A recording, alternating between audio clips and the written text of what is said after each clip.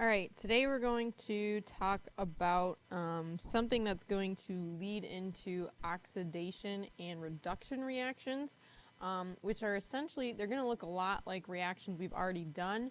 We're just going to focus on how the reaction kind of works and what's actually changing. So first of all, you'll want to have a piece of paper out so you can write some notes down, and you'll put those on your own piece of paper. I don't have a handout today. And then you'll have a worksheet to work on to practice some of these ideas before we come back and take a look at some things tomorrow. So first of all, oxidation and reduction reactions, or sometimes they're referred to redox reactions, will occur usually when we have an ionic compound. An ionic compound is when we have a metal and a non-metal stuck together. So like sodium chloride, NaCl, or potassium bromide, KBr, something like that. Now when we do these types of reactions, the reason the reactions work is because we transfer electrons from one thing to another. So for example, in order to make an ionic compound, we know one element will lose a certain amount of electrons and another element will take on those electrons. They're not shared, they're taken and transferred directly from one to the other.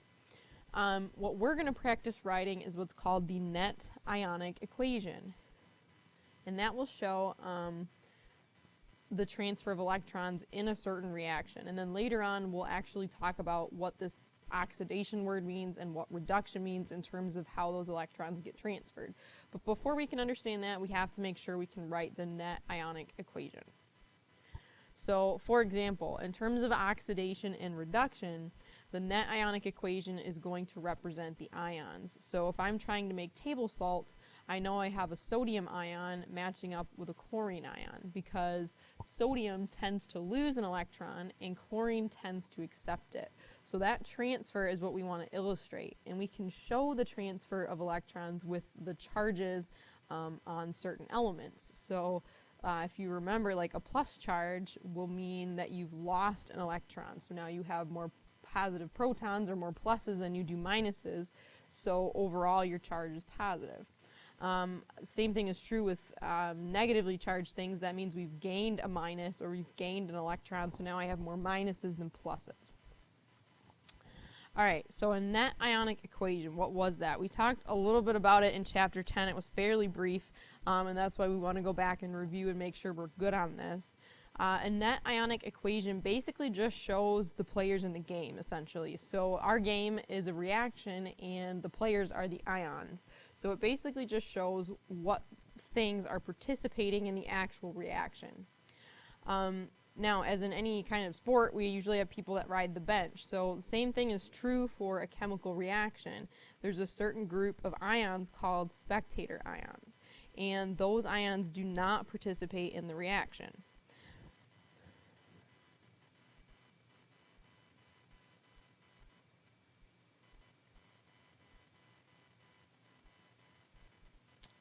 Now, in terms of oxidation and reduction, we get what's called a redox equation, and we'll look at this more in depth tomorrow and identify what's being oxidized and what's being reduced. But again, it's this transfer of electrons from one thing to the next. So the net ionic equation will kind of show us where that transfer happened from reactants to products that are formed.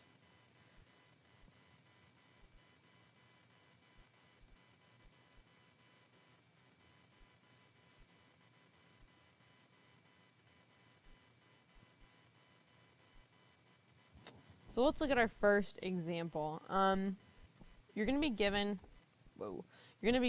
a chemical equation. If I can get back to it, there we go.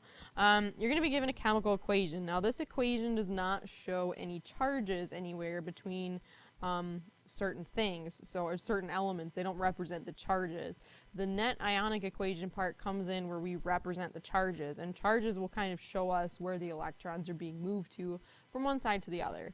So the process is fairly simple. Sometimes it's a little time consuming, but it's not too hard. Basically what we need to do is balance the equation we're given. We're going to split up compounds into their metals and nonmetals, and then we're going to eliminate things that are the same on both sides. So those would be like our spectator ions. If they don't change from reactants to products, then they're not really participating in the overall reaction. So let's go ahead and take a look at this equation. Let me get my pen here. So first thing we want to do is balance. So if I take a look at this, I have 2 chlorines on this side, I have 1 on this side, so I'm going to have to put a 2 here. And same thing with the bromines, I'm going to have to put a 2 over here. So that's now balanced.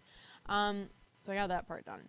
Now I want to split stuff, and splitting is kind of how I think about it. I don't really know if that's the correct or appropriate term, but that's how I think about it, so that's what we're going to go with. We have KBr, so I split the metal and non-metal thing apart.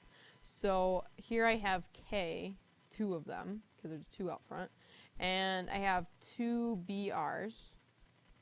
And this right here means that these 2 things are dissolved in water, or they're aqueous. So I would have to indicate that as well, behind each thing. And once I've done the number and the kind of the state or kind of the condition of the ion, I need to indicate the charge. So the splitting is where you want to make sure you put the charge. So potassium, if you look at your periodic table, is in column 1, so that would get a +1 charge. Bromine gets a -1 charge. Okay, it's in column 7, and anything in column 7 typically picks up an electron to get to 8 instead of losing. Now here's kind of where the kind of tricky part comes in. Anything that's like diatomic or not an ionic compound, so not a metal and a nonmetal, we don't really split up. So like chlorine stuck to itself, which is usually a gas, that we just leave. That's not composed of ions or an ionic compound, so we leave that the way it is. And then we go to the other side. Now here I notice I have a metal and a nonmetal, or an ionic compound, a plus thing and a minus thing stuck together, same as I did over here with KBr. So this I can split.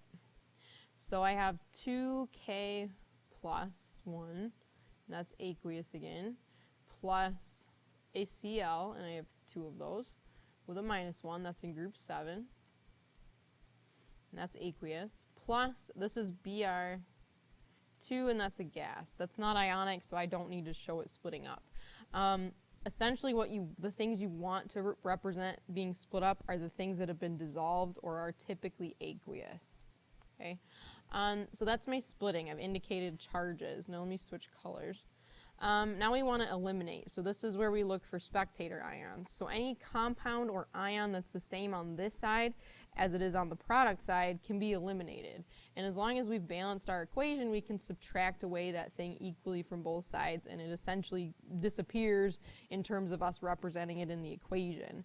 So if I look, I have K plus 1, I have 2 of those aqueous. Same thing over here, so that I can get rid of. Okay, just like if I subtract something equally in an equation. Now I check the rest of the stuff, and here I have Br with a 1-, and over here I have Br2. Those are not the same thing. This is bromine stuck to itself, and this is a bromine ion. And I know it's an ion because it has a charge. So those function a bit differently. So this bromine got turned into Br2 in the reaction. This chlorine got split up into ions in this reaction. So those are different things, so I have to keep those. Those are the things that participated and changed in my reaction. So I write those down as my net ionic equation. So Br -1 AQ plus Cl2 gas gives you 2Cl1- aqueous plus Br2 gas. All right, now, this is our net ionic equation, and we're done. So basically the potassium that we canceled out, that was kind of along for the ride. Basically bromine kind of needed to get into this reaction somehow and hitched a ride with potassium. But potassium wasn't actually doing anything in terms of making a compound, okay? Or being changed in any way. And if you notice, the charge here also kind of stays the same, and that'll be important for later too. But that would be your net ionic equation. All right, let's go ahead and look at the next example.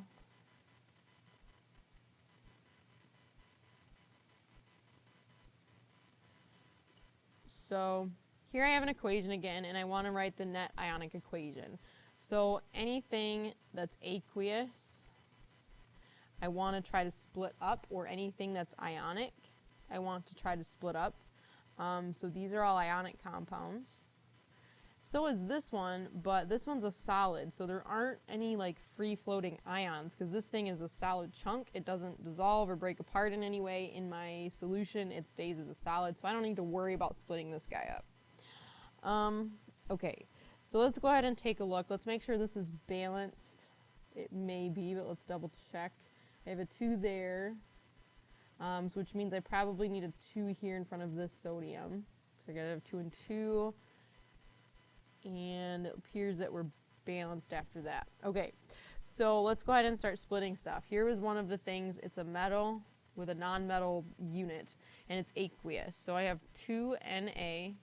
Na is group 1, so it gets a +1 charge, plus Aq, plus the other part of that is OH with a 1 minus, and that's aqueous, plus we have copper, and just one of those. There's just no number out front, so we can assume it's 1. Plus chlorine. Here I have 2 chlorines, so these numbers tend to come out front to indicate how many ions you would have. So 2 little ions had to come together here to make this compound, and these are aqueous. Now, you might be asking yourself, well, what's the charge on copper? So let's think about what we do know. We do know that chlorine is a -1. So here's how I think about it. I have a 1 minus and a 1 minus on this side.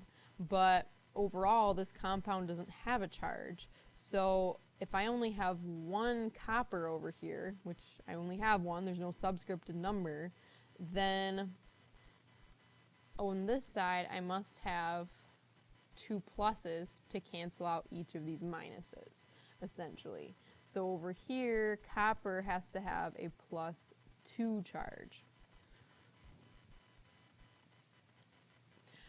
All right, let's move to the next side. Same thing here, NaCl, let's split it up. I have 2 Na +1 aqueous, plus 2 Cl minus aqueous, plus my CuOH2, and that's a solid. I don't need to split that up if it's a solid.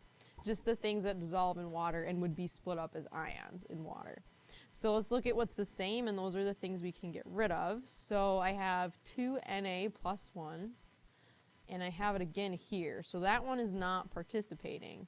And then on this side, I also have chlorine, and the same thing over here. So those are not participating. They haven't formed into anything new. So my net ionic equation is just what's left. So I have 2 OHs that actually participated with 2 coppers to give me CuOH2, and that's a solid. And that's my net ionic equation, and that's also sometimes abbreviated NIE, if you see that. NIE, net ionic equation. There we go. So that would be your answer. Let's look at one last example. And this one's a little bit, I kind of call it an exception. I don't know if it's necessarily really an exception, but in terms of what the book will sometimes represent, I want to make sure you've seen this. So sometimes when we make salts, we can do that from reacting a solid with a gas. So sometimes if you take solid sodium metal and react it with chlorine gas, you'll make a solid salt. And you're still transferring electrons, just not necessarily in a solution, so it's hard to see what ions form. But here what we would do is solids and gases typically don't have a charge, but they still exchange electrons. So whenever you see a solid, there's not typically a charge associated with that. Same thing with gases like we saw. But whenever you make a compound, that's going to have charges associated or things that had to match up. So like here I would have 2 K +1s and 2 Br -1s. and those would both be solid. And that would be my net ionic equation. I'd have to split up anything that's a compound.